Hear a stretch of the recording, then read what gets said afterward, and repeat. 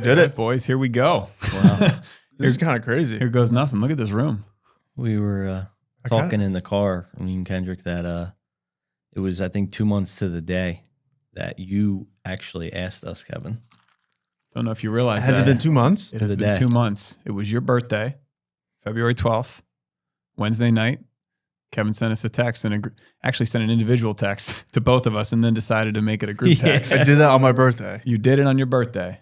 It was so interesting. A few days after the Super Bowl. Yes. And then you said, how about a dad podcast? What are your thoughts on that, guys? And yeah, he sent us individual. Right.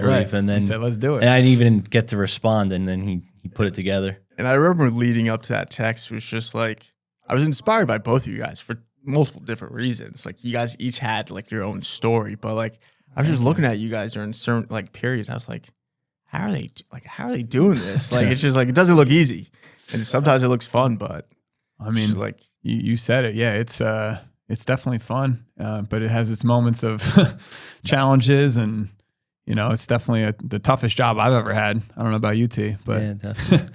It's also my favorite job. Especially at 3 a.m. I mean, if you guys had to describe fatherhood in like one word, what would you guys say?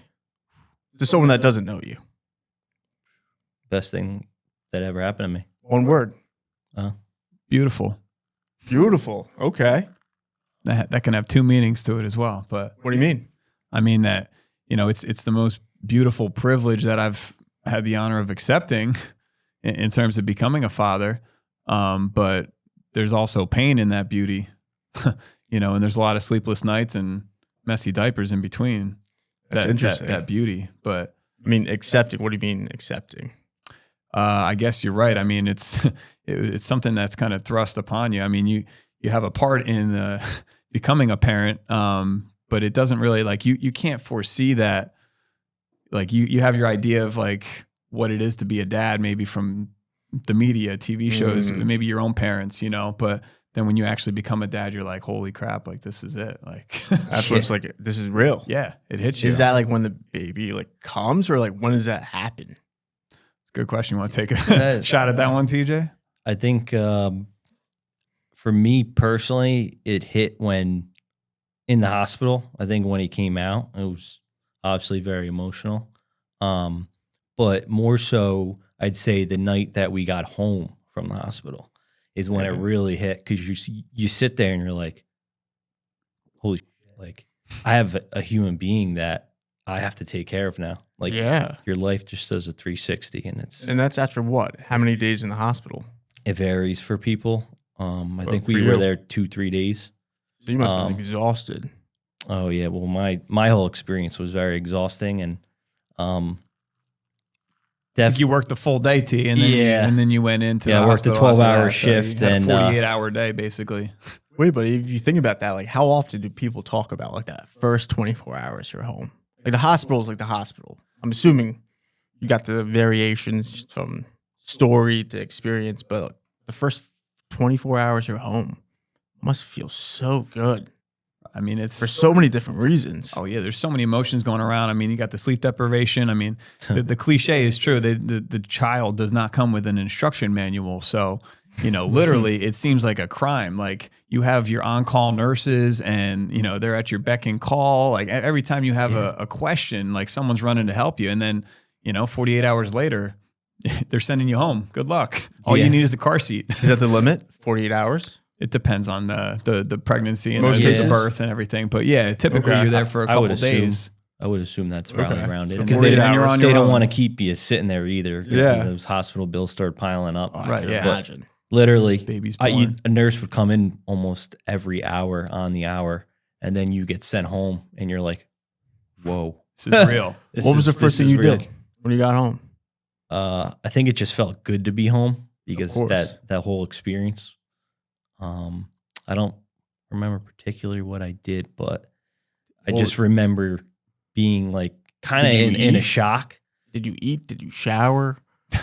I don't know. I don't even remember. I don't think I showered for like a week, but after getting home, it's a blur. I mean, wow. I just remember, like, to answer your question, Kevin, I mean, it became real when, like I saw our daughter's head, like, coming into the world. And so like you go through this pregnancy, it's 40 weeks. And yeah, I mean, you get the idea of like, oh yeah, my baby's in my wife's belly, you know, and it's a beautiful thing and the whole process. But then actually like that baby is born into the world and it rocks you. Like it's like an atomic bomb in terms of your perspective. Like everything shifts. Like How?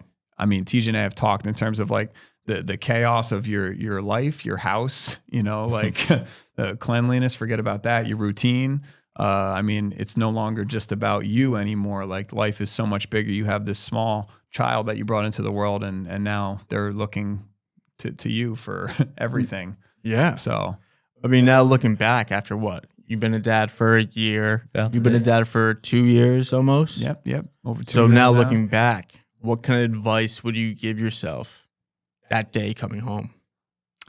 Well, I would say the best advice I can say is just embrace the chaos and embrace the new change, because I love that. Yeah, life is never going to be the same again. So I mean, embracing the chaos. Yeah, embrace the chaos because I mean, couldn't have said it better. It only, I think, hit me a few months ago when I finally was just gonna embrace it. Like for me in particular, like very organized person. My house is always very nice, and came to the conclusion that it's not just my house anymore. Like it's Tripp's house basically. I believe that the living room has gotten taken over from him literally, and I kind of just said to myself, forget about it. Let's just embrace it. Like that's the beauty of it. You have to. Is there like a breaking point that forces you to embrace it, as in like it is what it is, or is there like does it happen over time? I think it took a little time for me to realize it. Like I said, it was just a few months ago. I'm coming up on a year of fatherhood. Right. That I really was just like, I just got to embrace it. Yeah. But it's probably different for everyone. It's easier said than done. Yeah. Of course I fought it for a while and they'll tell you, oh, nap when the baby naps. And then it's like, you get like a half hour to actually think about what you want to do when the baby is napping. You're like, I'm going to go do some dishes and some like laundry. Nap time is like freedom to you guys. Yeah. But literally. I mean, you really should take that advice and get some sleep if you can during that. Yeah. Hopefully there's some, support people in your life that can maybe give you a little bit of backup and relief so you get a nap here and there. So the sleep deprivation is real. But to go back to your original question, Kevin, I think there is a point maybe where you just have to surrender yourself to the chaos, because I mean, when you have a toddler who's trying to go through the potty training and running around the house and just takes her diaper off, and starts peeing on the floor while you're holding your newborn, and he's got a blowout on both ends, and then you got the dish pile in the sink and the laundry's everywhere. So you just have to kind of be like, all right, I'm going to miss this one day, That's so interesting, using that like surrender then to embrace. It's like the whole concept is like you're fighting it, but probably once you did surrender, right, and just embrace the chaos. Yeah, why fight it? I mean, feels so good, right? Yeah, Right, gotta enjoy it. Definitely a weight lifted off. So why wait? Why does it take time? Well, I mean, I think just you can't. There's no class that can prepare you for that. There are birthing classes and things that you can do to prepare and study and research. I know TJ, you're a big research guy. I don't know how much you did up until the birth, but I did do a lot. Right, and it helps. But in terms of the actual parenting process, everybody's kind of going in blind. The first time around. That's why I would say 0 to 1. It was much tougher for me personally than going from 1 to 2. Does the chaos change? The logistics, absolutely change, in terms of, being outnumbered at times. When I'm at home with game. The two kids at the same time. Yeah. I mean, I didn't graduate to that level yet. Well, you'll get there. You'll get there one day. Yeah. Too. I mean, TJ, how do you define chaos in your world? I mean, I'd say just, a perfect example, literally this past week, I got caught up at work. I do work long days, pretty much 12 hours when everything is considered. And I mean, I love what I do, but some days you stay later for things and it happens. And I forgot my wife had Pilates and that's her time to get away. And I kid you not, I drove home and she's calling me, freaking out, like, I'm going to miss my class. I'm going to get charged for it. I said, all right, don't worry. Like, I'll literally just leave the car running. You hop in. And I pulled up, parked it, hopped out. She walked out of the house as I was getting out of the car. And I said, "Where's Trip?" And she said, "On the floor in the living room."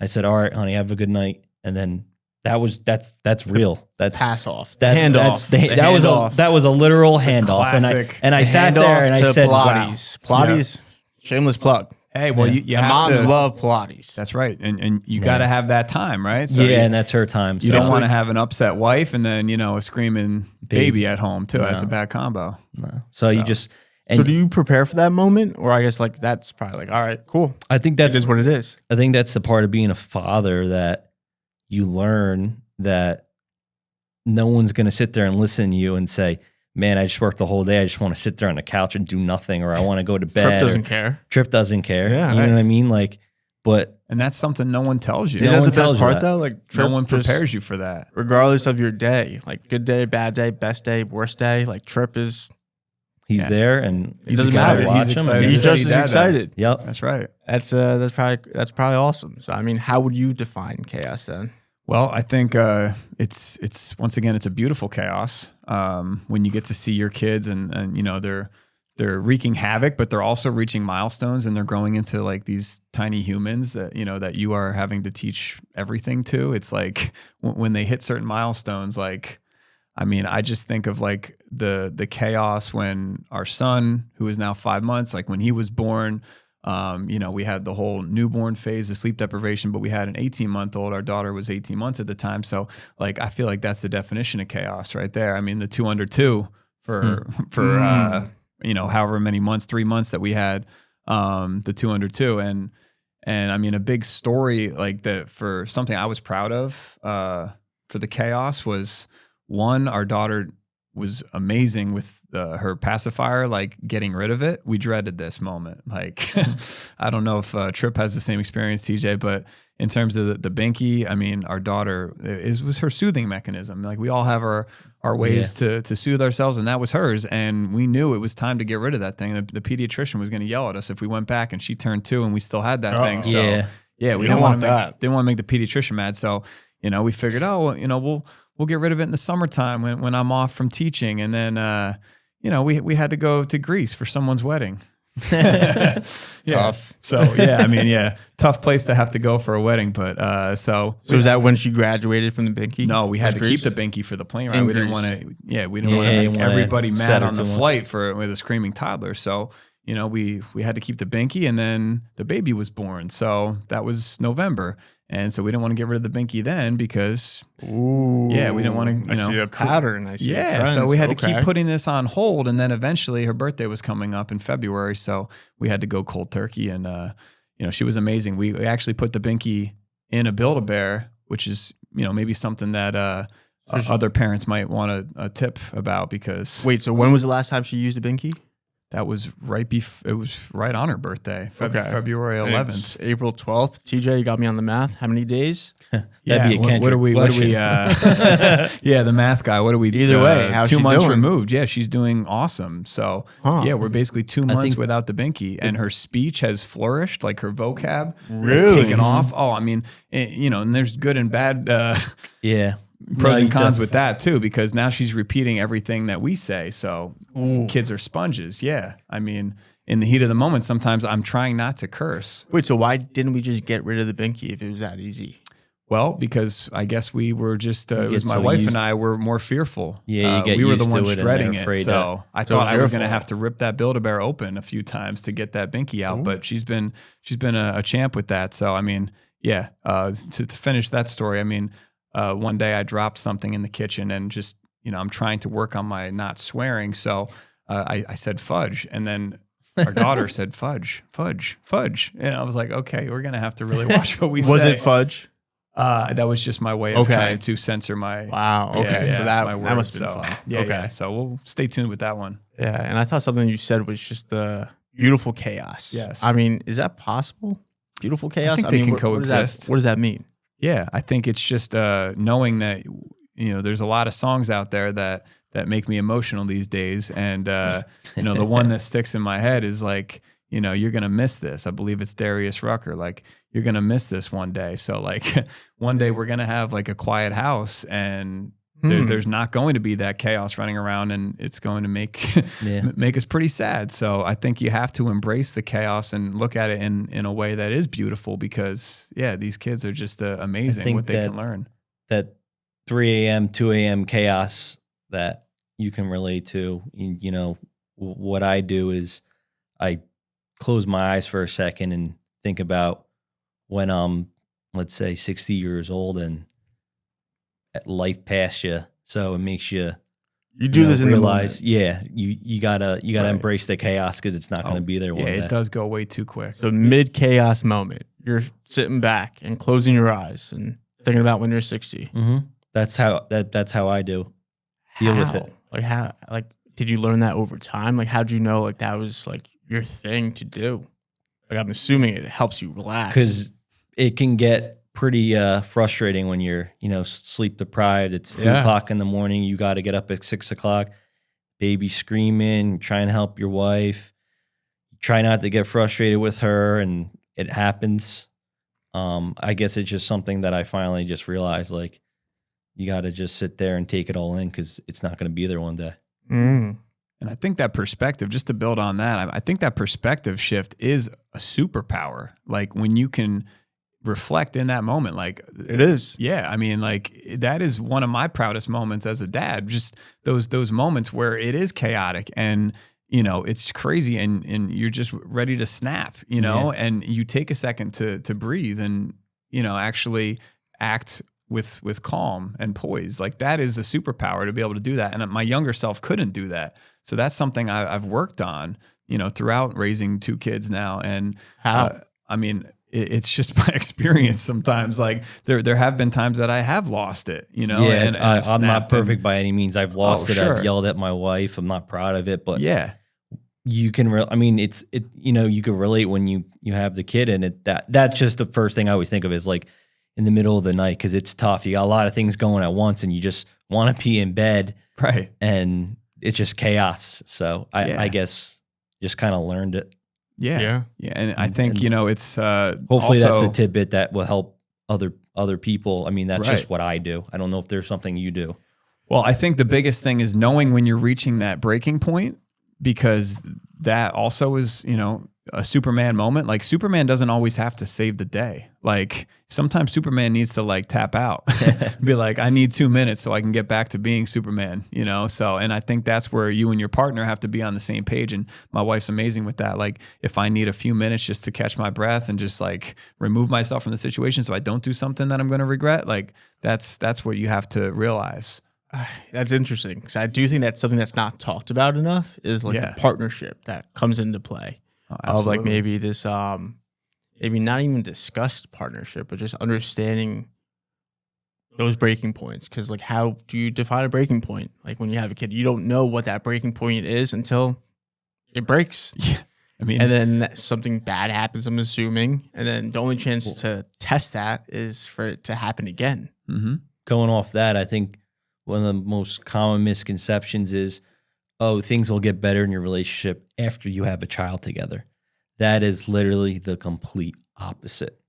Complete opposite. So difficult. Because what I've learned is you have to be a team, you and your wife, or just whatever, your significant other. Because if you're not on the same page, talk about chaos, you're gonna crumble. Right. And people that are I always think to myself, how do people do it that are in an unstable relationship before they have a kid?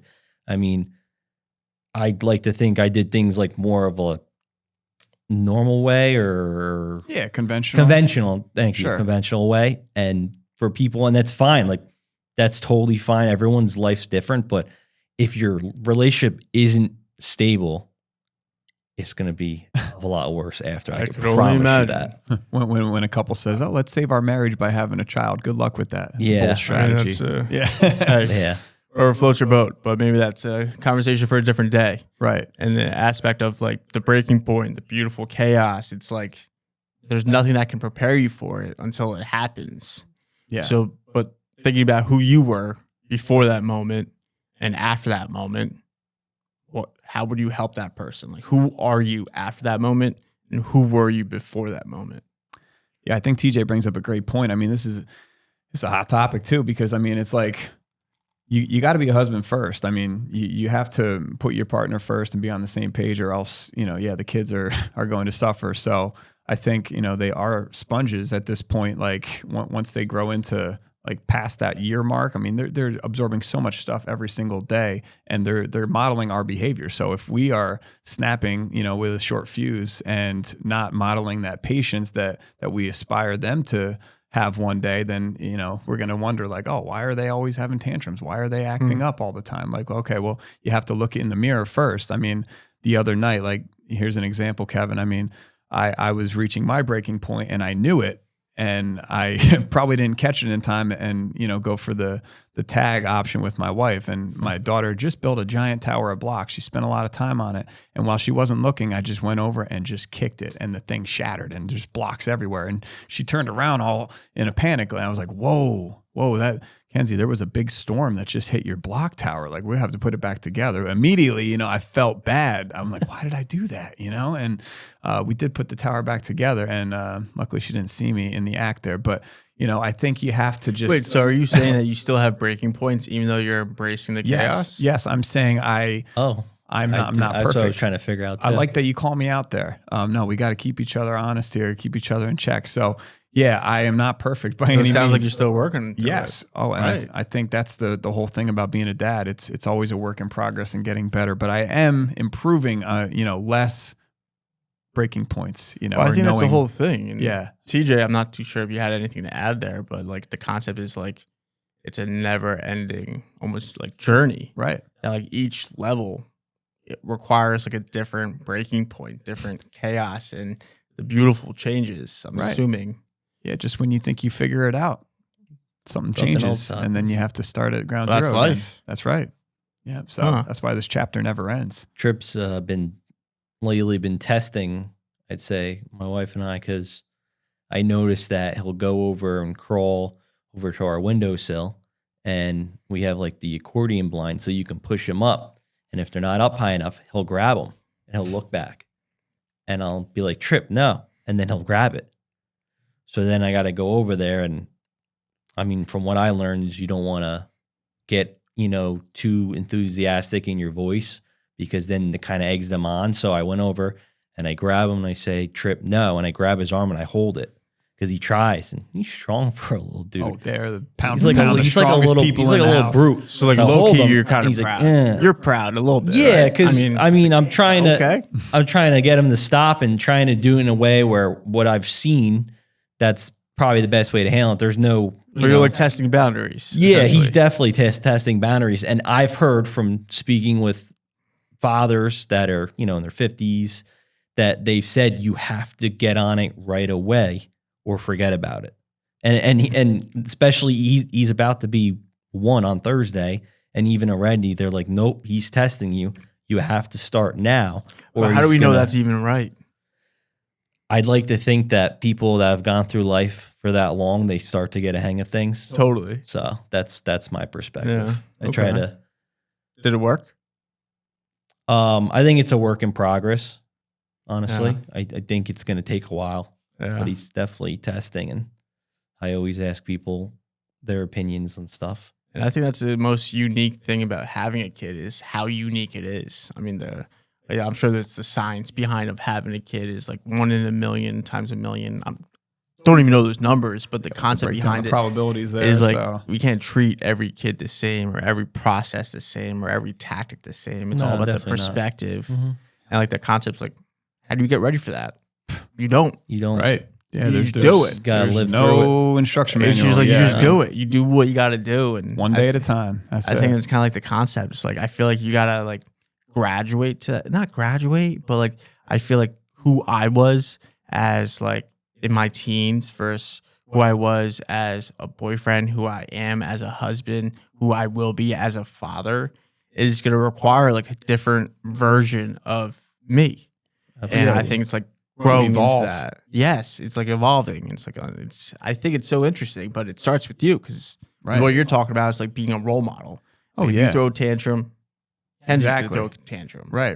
The idea is like it's what words or actions speak louder than words. Exactly. The whole concept. So Yes. Yeah. Interesting. Monkey see, monkey do. Yeah. So, I mean, piggybacking off of what you were talking about, TJ, with the whole, child proofing of the house, right? It's like, and that also evolves and graduates to extreme levels. So it's like, yeah, we're just getting into that game now. Oh yeah. It's like an escape room, in the house, trying to figure out how to get into doors and out of certain rooms and upstairs. So yeah, I mean, for a little dad joke here, if we're doing a dad joke of the week, is that something we want to do? We could. I mean, we're dads now. Well, you're just an intern. Don't start too high. You're just an intern, so no jokes for you. Let's hear the joke. All right, so first dad joke here. The parents, they say, we've been childproofing the house for months, but guess what? The kids keep getting in. So I guess it's not working out too well. That was definitely a dad joke. Like a dad joke for other dads. I don't think I could be that corny. Yeah. We'll give TJ. I think Keough will be in charge of that. You get the next week. Yeah. Okay, so we'll try that again. But it's kind of like the whole concept of why we're doing this. It's like, exactly. It's like you can't really prepare yourself fully for fatherhood, is my assumption. Again, I'm the intern, just using this to kind of figure it out for myself. But you guys are, I guess, fresh in the market of being dads, and you got your first, celebrating his first birthday coming up in a few weeks. It's like birthday trip. It's like nothing gets you ready for it until you go through it. So like imagine if there was a way that you had some sort of blueprint, instruction manual that you're talking about, and it's just like the concept of like, I don't know, help. That's why we're here. Yeah. We are just, couple dads and a dog dad, just an intern, if you will. Soon to be. Helping out the new dads. I mean, I'm a high school math teacher, so I have a lot of students, current students, former students that I'd like to help inspire and empower to take a more hands-on role in parenting, as the father, because it is such a cool job. And I think maybe traditionally the father was not always as present. Maybe they're just working, the monetary contributions. And I think there's a shift happening. I think the dads are becoming more present, and rightfully so. Batman needs a Robin. If Mama is Batman, which I mean, she should be. We get what you're trying to say, but but Robin's maybe important. Different. I don't know, Batman and Robin. All I'm saying is the dad has an important role. Yes, it's a team. It's a partnership, right? And it should be. So I think it's becoming more of a partnership. But the thing is, why hasn't it always been? Like the concept is like it should always be a partnership. I mean, that's what it is at the end of the day, right? And yeah. I think go ahead. The world's changing, some for good, some for worse. I like the traditional sense of things, and typically the husband will go to work and the wife will stay home. And I'd love that, but with numerous things, including, the economy and stuff, it's very hard to do that in today's world. And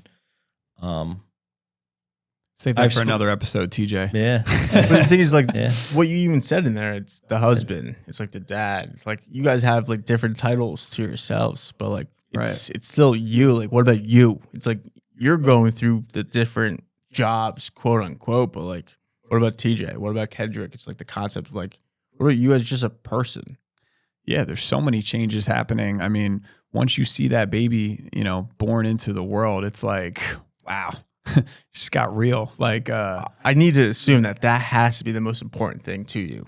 Yes. Like does work like water down priorities? Like how does that shift? That's a great point though. That goes back to the perspective shift. Like I used to put in, and TJ, I know you did too, and you probably still do, like you put in overtime at work. Like I used to stay late at school. I would volunteer for every event. I'd coach every sport, and I would be there pretty much the whole day, sun up to sundown. And now I hustle out of there because, my perspective has shifted and my priorities have changed, and I need to be elsewhere. My attention and my battery charge, it has to be as full as it can be for when I get home, because the job doesn't end there. Second job starts. Right. Yeah, exactly. The most important job starts then. So I think that's part of the shift that you're talking about there, Kevin. Interesting. So, I mean, before, what was that like? So you would work from sundown to sunup or whatever. You said, I still wanted, like, I was passionate. I still what was happened passionate. when you went home? Yeah, it was usually I got to actually sit down and enjoy dinner with my girlfriend, fiance, wife at the time, and Shannon. Yeah, shout out to Shannon. So yeah, she's awesome. But we'd actually enjoy our dinner without a toddler running around, and we dream that day will happen again, where we'll be able to sit down and have a dinner together. But you still enjoy dinners. Oh yeah, it's just a different environment right now, a different scene. But I mean, I enjoy trying to get your food in before it's cold, and right. It usually becomes cold because exactly. you're feeding the other ones. Haven't had a hot meal in a while, and in terms of the sandwiches, I used to have a full PB&J sandwich. Now I just get the crust, but I'm cool with that. I wouldn't have it any other way. What does that mean? That means my daughter likes the inside of the sandwich, so I just get the crust. So you sometimes you got to get the scraps off of the floor. That's Can you make 2 sandwiches? She'll eat both. Yeah. Oh, really? She's hungry. So what about 3? Make 3 sandwiches. Yeah, well, the bread's expensive. Have you been grocery shopping recently, Kevin? I mean, but the idea is like that goes back to TJ's economy episode, right? Okay, very interesting. Yeah, but I mean, in terms of another go-to food for a toddler, here's a toddler story, and maybe a dad fail. Definitely a dad fail, unintentionally. But I wanted to make some healthy chicken nuggets. Sounds like oxymoronic, but we did use some healthy ingredients to make these chicken nuggets. And, it was late at night. I was running on a long day of work and pretty sleep deprived. This was actually the first night I was planning on going out after our daughter was born. So, and this was past a year, actually, for your wedding dinner, before your wedding. So call it your bachelor dinner, Kevin. We were going out, and I was leaving for the night. So this was the first time I actually didn't sleep at home with our daughter there. My wife was pregnant. So we're making these chicken nuggets. Let me fast forward. I'm holding the tray, about to put them in the oven, and Kenzie's running at me. She's trying to give me a big hug, and I got the oven preheated. I'm holding a tray of nuggets. I don't know really what to do. So I just threw those bad boys in the oven. They're flying everywhere. So closed the oven, gave my daughter a hug, and then I'm trying to clean the oven up, which I did. The nuggets, they cooked, and they were fine, and they were good.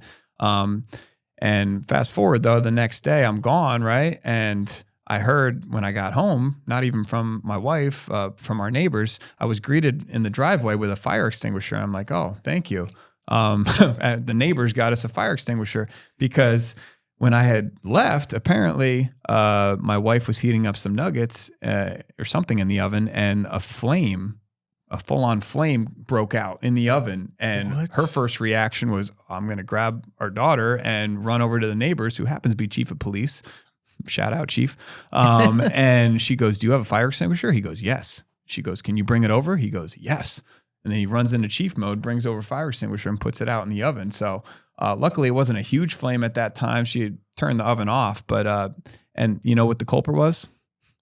The kicker, the chicken nugget.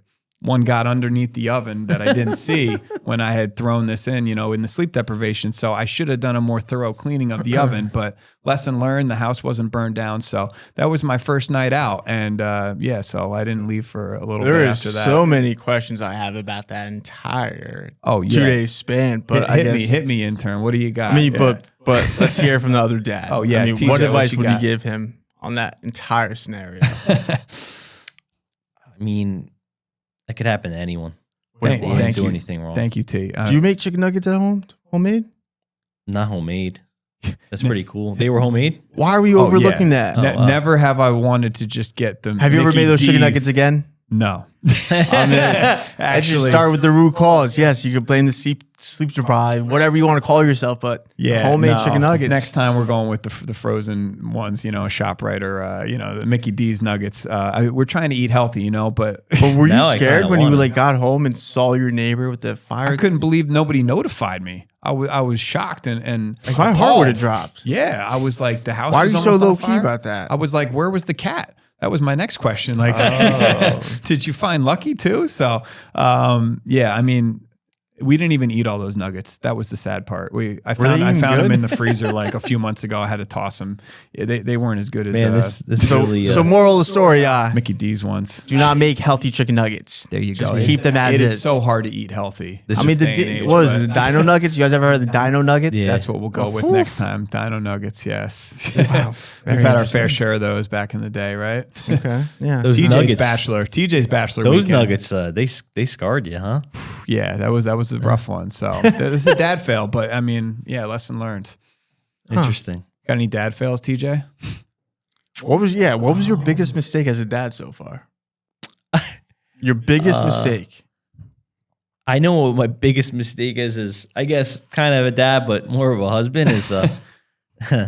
Why do we keep on separating those two as like separate jobs, husband and dad? Why are they two different Going people? back to the whole hospital thing, never tell your wife that you're tired when she's in the middle of labor.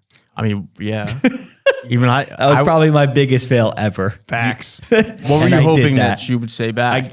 I just was Go literally take a nap? I was sleep deprived. Did and she I was- have any words? Did Emma have any words to utter to you, or did she just give you a look? She gave me a look and like my soul was gonna get ripped out. And I just sat. I literally felt like I was falling asleep holding her and helping her push. I was just so tired. And I was stupid. It came out of my mouth like I wasn't thinking. Yeah. Never do that ever. That was probably my worst. That's a rough worst one, but moment. You So owned it. You owned You're it on saying this that's your podcast. biggest mistake? Yeah. Wow. Before Trip Yeah, was don't even do born, that. So that technically. doesn't even count. That's a husband. That's a husband thing. Yeah. Yeah. I mean, I didn't have a much- That's a big one. So though. like since being a dad, you've never admitted to being tired. Oh, absolutely. I bet. Oh. Oh, absolutely. Yeah. I don't. So how do you go about it now? What do you mean? Because you told her you were tired during that. When she was giving Yeah. birth, yeah, I mean, I just learned What not do to you- do Well, that. I don't know, TJ. I mean, in terms of the birth, I don't know if I did much better the first time around. To make you maybe to make you feel a little better. I just offered ice chips basically every like 30 seconds. That's the only thing I felt like I could contribute when our Ice daughter was chips? born. Ice chips. We had a couple ice chips, yeah, and I didn't really know what else to do besides like give like some eat? motivation and encourage. what do you do with them? Yeah, so like basically, your wife, your partner, they're not really allowed to consume anything, like not even really water or any food during the whole pregnancy, like the birth process, right? The pushing and all that. It's just not safe really to have any food. So Yeah. so you have a cup of ice chips, and I just was very nervous, and I was like, "Here, honey, here's another ice chip." And by the end, she's probably looking at me like, it's Now- enough dang ice chips. So- Are these different from ice cubes? yeah, they're smaller ice cubes that, just to maybe help distract all the pain and just Okay. to keep hydrated at the same time. So I was just offering some encouraging words and, some ice chips and holding her hand. And it wasn't very helpful in hindsight. I mean, the second time around, I did much better. We could save the tutorial for another episode if you want, but there are some things that you can do as a partner, as a husband, that are actually helpful during the birth process.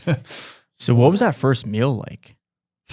The first meal for in the hospital? Like post birth. Oh, No, the I'm saying, hospital you meals get were home great. you get home from like giving birth. She's only been eating ice chips. I'm assuming maybe something similar. Oh, So like yes. the baby's asleep. I'm assuming the first time you guys eat. I think- Are you guys like, is this real life? I think Emma wanted. Is there like I think she wanted a sub. I was going to sub? say a the same nice thing. sub. Jersey And I Mike's. think something like that. And I think I want Yeah. to say maybe. So like I guess- cold cuts. I guess like lunch the meat's frowned mayo. upon, I yeah. think my father-in-law brought it or someone brought it because that's what she wanted. Like, Right. that. Well, Not was supposed there to like a have that. moment where you guys like were eating that sub and were like, we have a kid?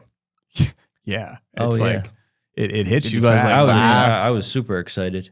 Yeah. I mean, I know Shannon, like when she took a bite of a Jersey Mike's sub, like she's like, wow, this is glorious. Like the number 7. Yeah. It was very emotional.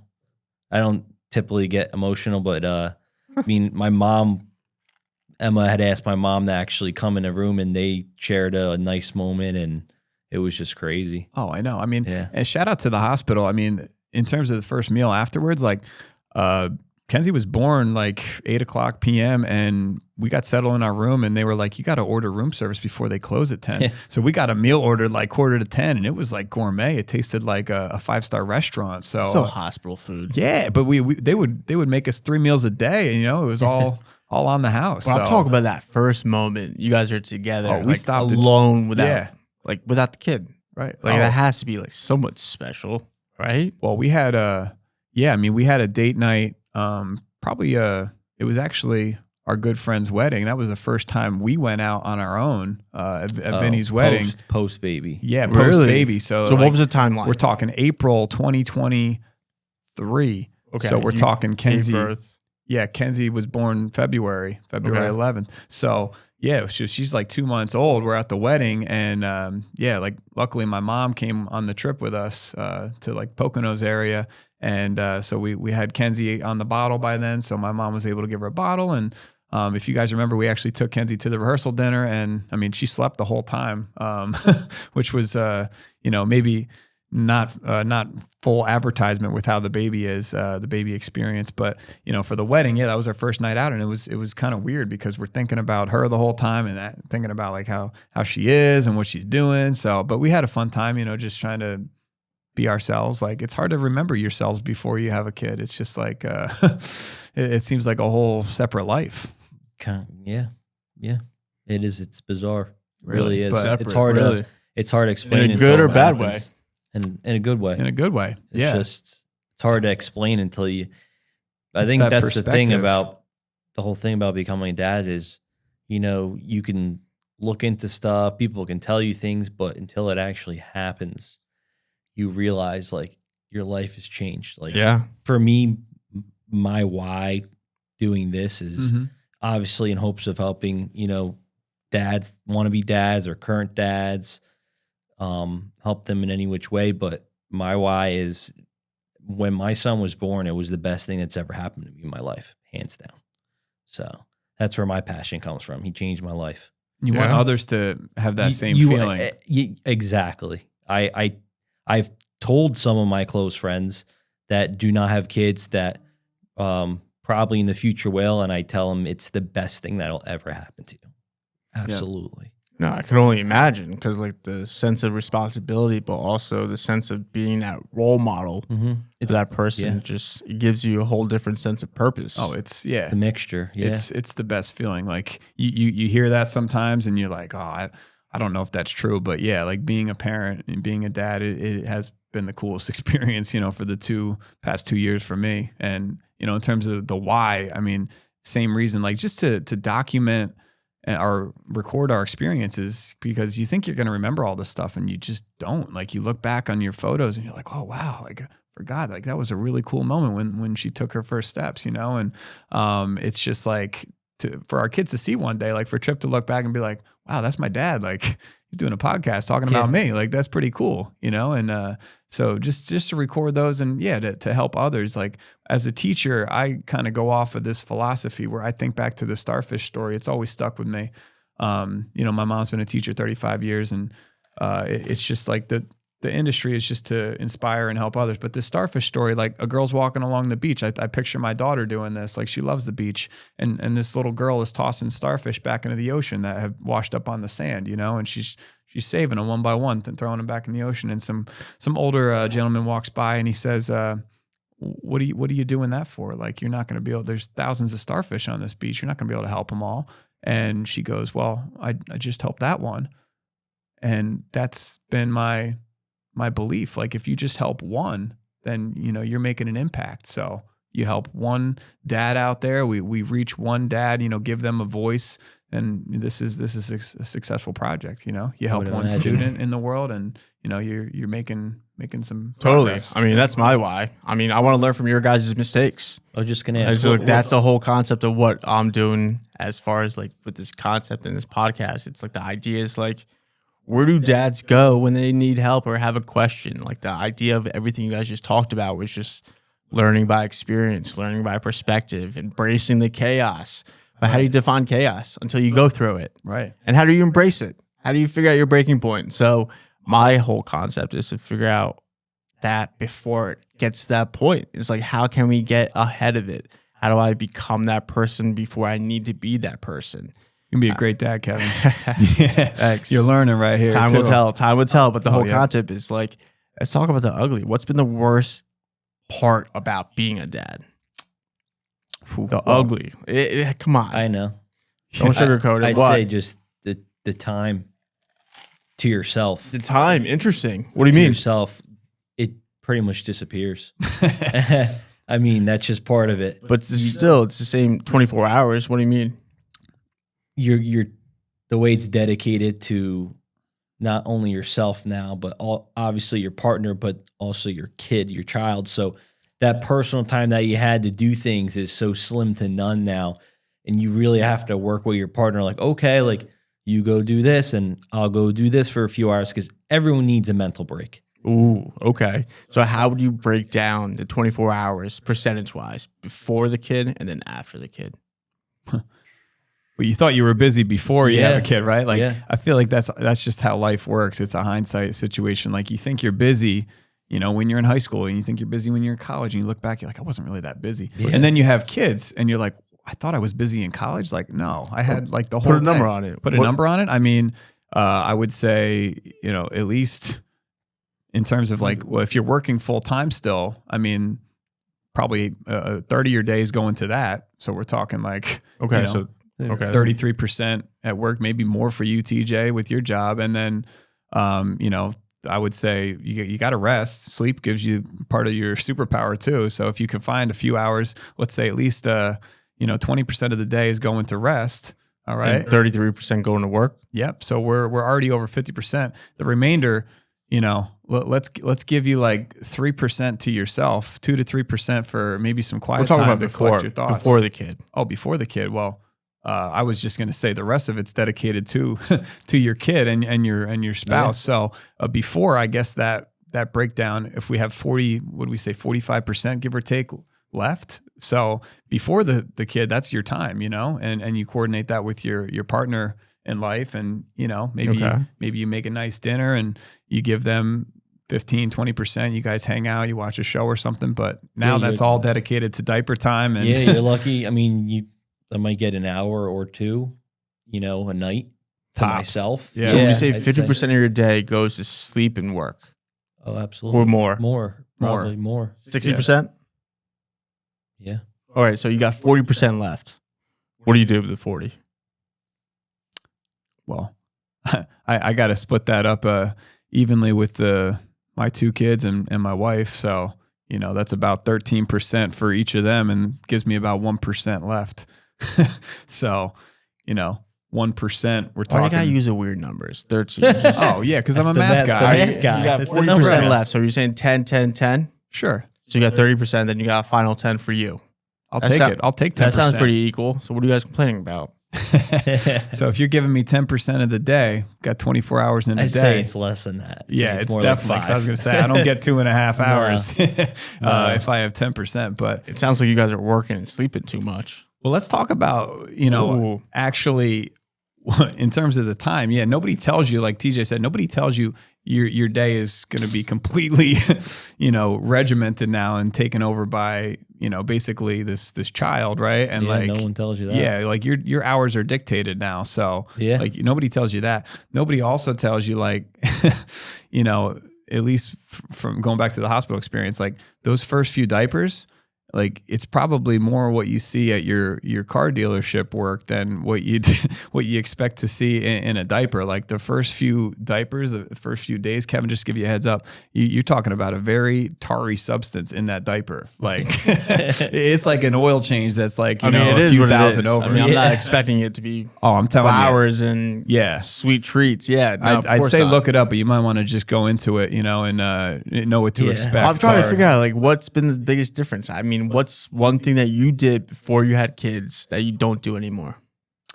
I'd say free time and. But what's free time? What does that mean? Anything I like to do personal that eases my mind. Whether it Okay, be so what's watching one a thing show. you used to do, but now you don't? It's not that I don't. It's just very limited on doing it. Like watching shows, playing video games for me. I was gonna say that's probably a no-no. At least if, you know, if your partner is feeding the baby, Yeah.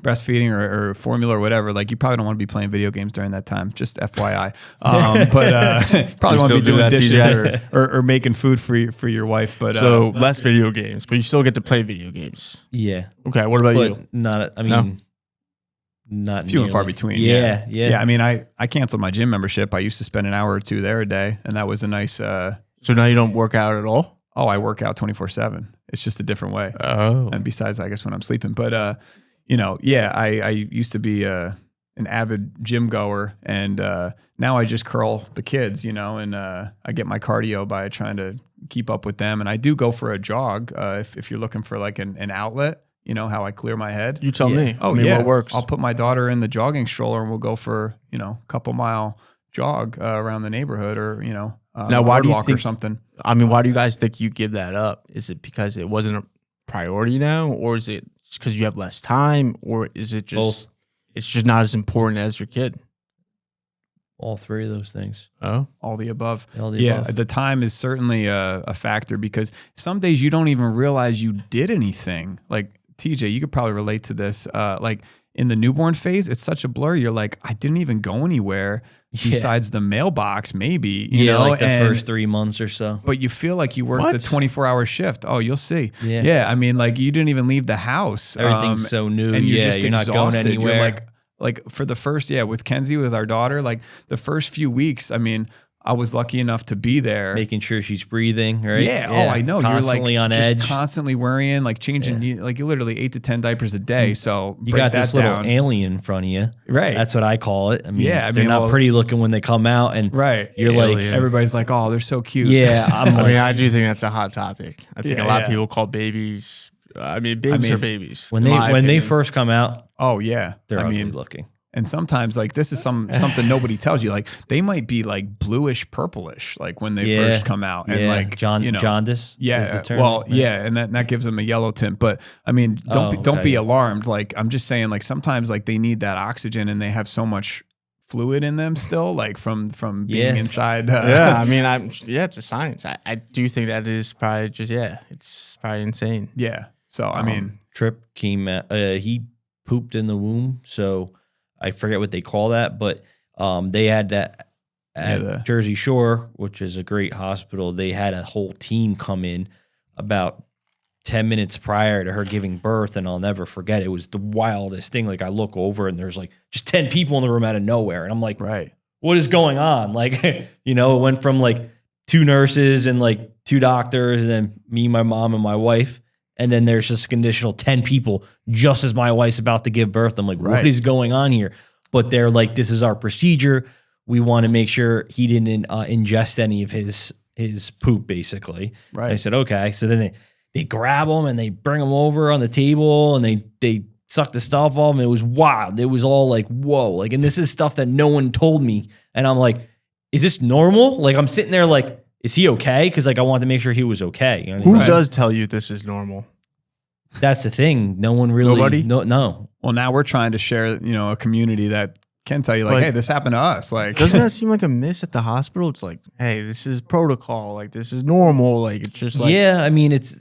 I guess it's tough for them too because so much is going on for them as well. But so it's still that's the thing, chaotic for like- them. Yeah. it like is every chaotic. birth is but traumatic. I mean, they say non-traumatic birth. Every birth, at least for They- the first time dads, it's pretty traumatic. I mean, Do you guys feel like a sense of like protectiveness when it first gets born? I guess like, did you get scared or protective when they're trying to take it away? yeah, oh yeah, yeah, I was like, what are What's they that? doing? Because you know, I didn't want them to 100%. do Like, anything without. But then they explained it, and back in the day, I mean, when they would have a whole room of babies, right? As far as I'm aware, like they would take your baby from you and put it in like the room with all the other babies, you know, Yeah. just to watch them and monitor them. And you kind of got some time to rest. But yeah, that makes me nervous. Like I know they put the bands around the ankles and the wrists just to keep track of your baby. But yeah, it's hard to like, you think you're going to recognize your baby, but there's like so many babies in the hospital. It would be tough to maybe pick them And- out when you're that sleep deprived in the first few hours. So. I don't know what your experience was, but ours was good in terms of like after all that was said and done, like they all left the room and they put the baby on Emma and let them bond, which is what Right. you're supposed to do. Yes. Which was cool. That's a big We part. could of probably the get into bonding. that to another episode too. But like sleep deprived, I feel like was a theme that you guys both kept on talking about. Just like sleep, not enough, tired. Yeah, absolutely. What does that mean? Like sleep deprived? Like how many hours on average did you get your first week or maybe your first month? Ooh, the beginnings rough. Yeah, it's hard to calculate. I would say 3 to the 4. first 3 months is rough. Yeah, You're sleeping like 3 to 4 hours. Yeah, I mean the baby's got to be fed. What is it, every 3 hours? Yeah, it depends on your pediatrician, but I mean, yeah, basically you're going to need some support staff, hopefully to, like, luckily we had some grandparents that were able to. But just hit as hard. How much sleep were you getting? Probably 3 hours, 4 hours. Every night? Yeah, in the beginning, give or take. I mean, it's all segmented. That's the thing. The sleep is not like your before baby, like, you know, you get maybe a solid sleep of 6 to 8 hours. But that's no longer in existence. Yeah, your baby's waking you up. As time went on, like, I was lucky in the fact that, like, Emma would mostly be the one getting up. Not in the beginning. The beginning we both were, because it was all so new. Now more so her, but that's also because of what my job entails, and I have to go in and work long hours, so we work that out amongst ourselves.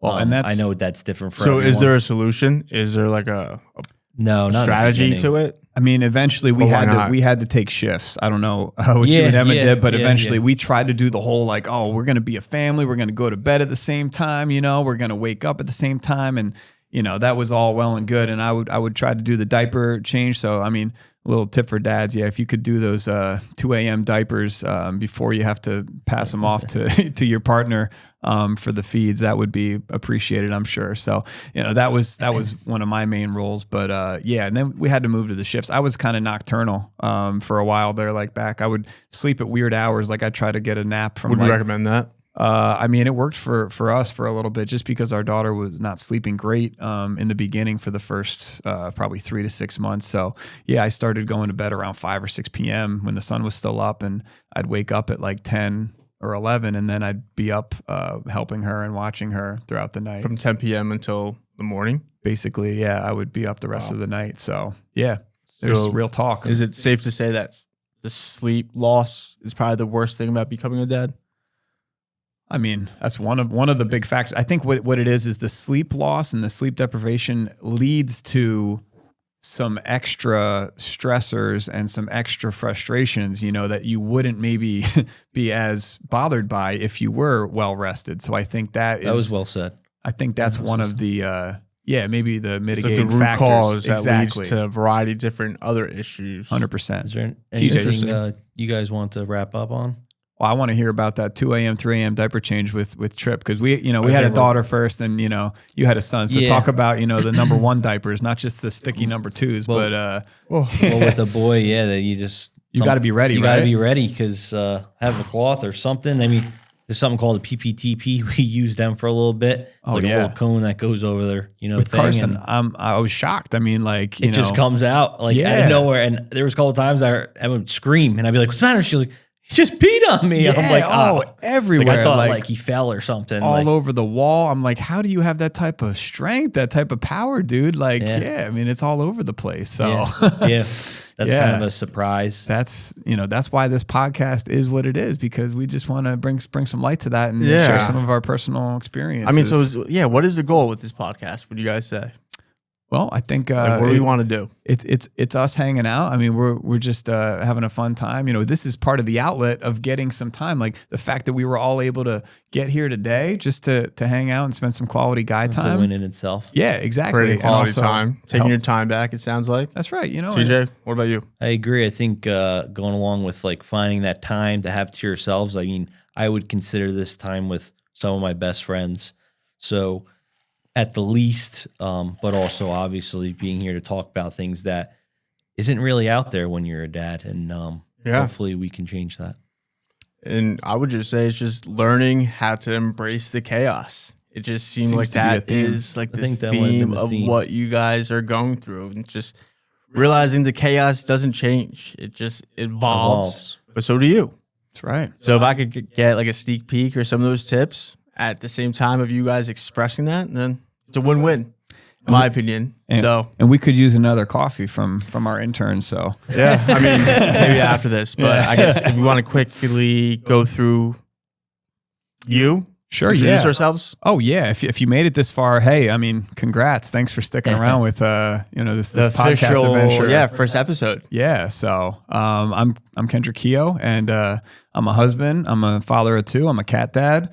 I'm a son, a brother, a math teacher, and now I'm a podcaster. So yeah, there's a little bit about me.